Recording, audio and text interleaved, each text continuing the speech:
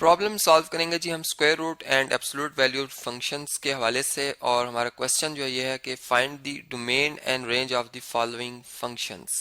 F of x मतलब से हम रिप्रेजेंट करें फंक्शंस को। और फर्स्ट हमारा जो फंक्शन है ये स्क्वायर रूट फंक्शन है, ठीक है, जिसमें अगर आप देखें तो हमारा जो variable under the square root है, और एक वेरिएबल मतलब जो एक्स है वो मल्टीप्लाई भी हो रहा है, मतलब प्रोडक्ट फॉर्म में कि x into square root of x square plus 3। इसका सेकंड फंक्शन है f of x is equal to square root of x square minus 9, जबकि थर्ड में एफ ऑफ एक्स जो है वो एक एब्सोल्यूट वैल्यूड फंक्शन है जिसमें एब्सोल्यूट लिया गया है 2x माइनस 3 का, और फोर्थ में एब्सोल्यूट लिया गया है 2 ओवर एक्स माइनस 1 का। अब हमने इन फंक्शंस की डोमेन और रेंज को बताना है। ये बात आप जानते हैं कि फंक्शन एक प्रोसेस का नाम है जिसमें कि हम जो इनपुट के तौर पर इंडिपेंडेंट वेरिएबल यूज कर रहे होते हैं वो होते हैं डोमेन के एलिमेंट्स, और हम इसमें ये देखते हैं कि ये फंक्शन डिफाइंड होना चाहिए इन वैल्यूज के लिए, ठीक है। तो अब देखें जो हमारा एफ ऑफ एक्स फंक्शन है ये हमने देखना है किस वैल्यूज के लिए डिफाइंड और किसके लिए नहीं है, और जो आंसर आएगा, आउटपुट आएगी इस प्रोसेस के बाद, वो होगी रेंज जो कि डिपेंडेंट वेरिएबल होती है, ठीक है। तो चलें फर्स्ट ऑफ ऑल हम सबसे पहले जो है वो पहला क्वेश्चन सॉल्व करते हैं जिसमें डोमेन ऑफ एफ हम फाइंड करने जा रहे हैं। देखें इसमें इसे मैं F1 कह देता हूँ, चलें F1। देखें इसमें हम तमाम रियल नंबर्स मतलब लिख सकते हैं, वो real numbers positive real numbers लिख सकते हैं जिनको लिखने के बाद स्क्वायर रूट के अंदर जो नंबर आएगा वो पॉजिटिव आना चाहिए या जीरो आना चाहिए, ठीक है। अब हम देख रहे हैं कि एक्स स्क्वायर प्लस 3 ये जीरो किस वैल्यू पे बन रहा है, ठीक है। अगर मैं इसे कैलकुलेट कर लूं कि एक्स स्क्वायर प्लस 3 जो कि रेडिकेंड है, अगर ये जीरो के इक्वल हो तो एक्स की किस वैल्यू के लिए ये हमें आंसर देगा जीरो। यानी एक्स अगर मैं फर्ज करें x square equal to minus 3 और x is equal to minus 3 का स्क्वायर रूट ऑफ माइनस 3 जो कि रियल नंबर नहीं है, ठीक है, जो कि रियल नंबर नहीं। इसका मतलब कि ये हमारा जो फंक्शन है ये रियल नंबर्स के हवाले से देखा जाए तो तमाम रियल नंबर्स पर डिफाइन, चूंकि किसी भी रियल नंबर का स्क्वायर नेगेटिव नहीं होता, ठीक है। तो यहाँ से मेरी बात क्लियर हो रही है कि हमारा फंक्शन जो है वो तमाम रियल नंबर्स पर डिफाइंड है। अगर अनडिफाइंड हो रहा है तो वो मतलब जीरो उस वक्त देगा वैल्यू जब हमारे पास यहाँ पर जो नंबर है वो क्या होना चाहिए जी, वो एक हम ये बात करेंगे कि वो एक इमेजिनरी नंबर हो, ठीक है। लेकिन जो बाहर एक्स है ये चूंकि अगर ये जीरो हो गया तो ये इस पूरे प्रोडक्ट को जीरो बना देगा, ठीक है। तो उस लिहाज से अगर हम देखें तो हमारे पास जो रेंज है उसमें तमाम ही रियल नंबर्स आएंगे, ठीक है। मतलब इसमें और दूसरी बात यह कि अगर हम नेगेटिव नंबर पुट करते हैं, ठीक है, तो इस स्क्वायर रूट का जवाब तो पॉजिटिव ही आएगा, लेकिन जो बाहर ये एक्स मल्टीप्लाई होगा तो वो इसे नेगेटिव बना देगा, ठीक है। और बहुत बड़ी वैल्यू लिखेंगे तो बहुत बड़ा आंसर आएगा, बहुत छोटी वैल्यू लिखेंगे, ठीक है, तो इसी लिहाज से ये जो x है ये उससे मल्टीप्लाई होने के बाद हमें एक रियल नंबर आंसर देगा। तो डोमेन ऑफ f1 जो है वो भी set of all real numbers आ रही है, और जो इसमें रेंज है, रेंज ऑफ f1 जो है वो भी set of all real numbers आ रही है, ठीक है। मतलब हमें कोई ऐसा नंबर नहीं मिला जिसमें कि ये फंक्शन अनडिफाइंड हो रहा हो या हम ये कहें कि ये रेंज में नहीं आएगा।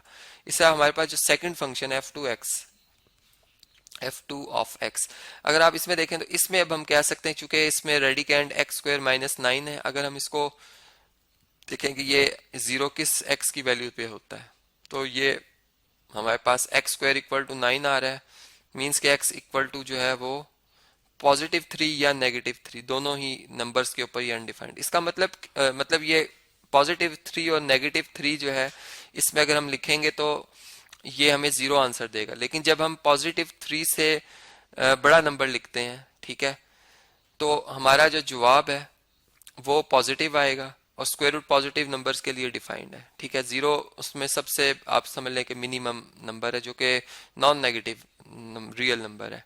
इसी तरीके से अगर मैं -3 लिखता हूं तो -3 या उससे छोटे नंबर -3 सा -4 -5, तो ये स्क्वायर के बाद एक बड़ा आंसर आएगा जो कि 9 से सब्ट्रैक्ट होने के बाद एक पॉजिटिव नंबर आएगा, तो स्क्वायर रूट एग्जिस्ट करेगा। मतलब इसका मतलब जो इसकी रेंज जो है वो हमें हासिल होगी, रियल नंबर हासिल होगी।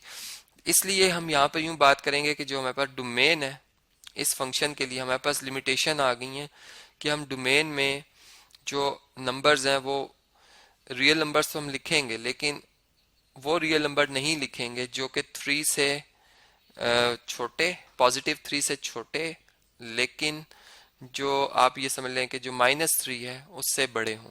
ठीक है, तो इस इंटरवल में जितने भी रियल नंबर्स आ रहे हैं वो हम इस डोमेन में नहीं लिख सकते, क्योंकि अगर वो हम लिखेंगे तो हमारा फंक्शन अनडिफाइंड हो रहा है। लेकिन -3 से छोटे नंबर हम लिख सकते हैं, इसलिए मैंने -3 भी लिख सकते हैं, +3 भी लिख सकते हैं, इसलिए मैंने ओपन इंटरवल यहाँ पे शो किया।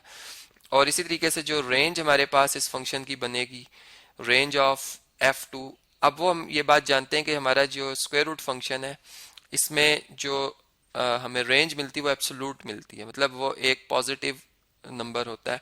तो इसमें यहाँ पर अगर आप देखें तो मिनिमम 0 और मैक्सिमम पॉजिटिव इन्फिनिटी की तरफ हम अप्रोच करेंगे, तो हमें एक इंटरवल में मैं इसको लिखूंगा कि 0 इसमें शामिल होगा।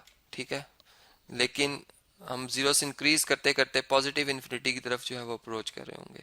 तो इस तरह से एक सेमी ओपन या इसे आप सेमी क्लोज जो है वो इंटरवल की फॉर्म में लिख सकते हैं इसकी रेंज को। ये हमें इस फंक्शन में इसकी रेंज मिलेगी। ठीक है, और इसी तरह से अगर हम थर्ड फंक्शन देखें तो इसमें हमारे पास ये एब्सोल्यूट वैल्यूड फंक्शन है। अब इसमें अगर आप देखें तो हम कोई भी रियल नंबर पुट कर सकते हैं। ठीक है, आप चाहे नेगेटिव रियल नंबर पुट करें या पॉजिटिव रियल नंबर पुट करें, एब्सोल्यूट वैल्यू जो फंक्शन होते हैं वो आंसर जो है वो उसे पॉजिटिव बना देते हैं। मतलब हमने इसको इस तरह से समझा था कि एब्सोल्यूट वैल्यूड फंक्शन इस तरह से होते हैं कि अगर हम x पॉजिटिव लिखेंगे, अगर x 0 से ग्रेटर लिखेंगे तो उसका वही आंसर आ जाएगा, 5 का एब्सोल्यूट 5 होगा। लेकिन 0 उस केस में होगा जब हम x को 0 लिख देंगे, और नेगेटिव ऑफ नंबर उस वक्त होगा जब नंबर जो है वो छोटा होगा 0 से। मतलब मैं -1 लिखूंगा तो वो उसकी जो रेंज आएगी वो -1 का एडिटिव इनवर्स +1 आ जाएगी, जो कि इटसेल्फ एक पॉजिटिव नंबर है। तो ये एब्सोल्यूट वैल्यूड फंक्शन की जो रेंज है वो हमेशा पॉजिटिव होती है, लेकिन डोमेन में हम कोई भी रियल नंबर पुट कर सकते हैं। तो यहाँ से भी हमने देखा, तो इसलिए हम यहाँ पे कहेंगे कि जो हमारे पास डोमेन ऑफ f3 फंक्शन है ये हमारे पास तमाम रियल नंबर्स हैं। ठीक है, और इसमें जो रेंज है, रेंज ऑफ f3 फंक्शन, ये हमारे पास पॉजिटिव रियल नंबर्स आएंगे। 0 का एब्सोल्यूट 0 ही होता है, तो इसलिए 0 और 0 1 2 3 मतलब रियल नंबर्स, क्योंकि 0 के बाद और 1, 0 और 1 के दरमियान इन्फिनाइट रियल नंबर्स हैं, इसलिए मैं इसको इंटरवल फॉर्म में लिख रहा हूँ। इस तरह से हम बेशुमार नंबर हमें पॉजिटिव हासिल होंगे। या 0 चूंकि एक नॉन नेगेटिव रियल नंबर है तो हम यूं कहेंगे कि all non negative real numbers हासिल होंगे। ठीक है, इसी तरह से अगर हम इस फंक्शन को देखें तो ये 2 डिवाइडेड बाय x माइनस 1 है।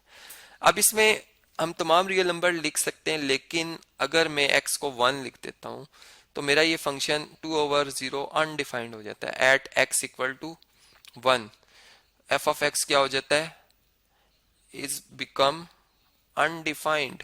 ठीक है, तो हमने बात जैसे शुरू में भी बताई, मैंने आपको बताई कि जो हमारे पास डोमेन के एलिमेंट्स हैं वो हमेशा होने चाहिए जिनसे फंक्शन अनडिफाइंड ना हो रहा हो।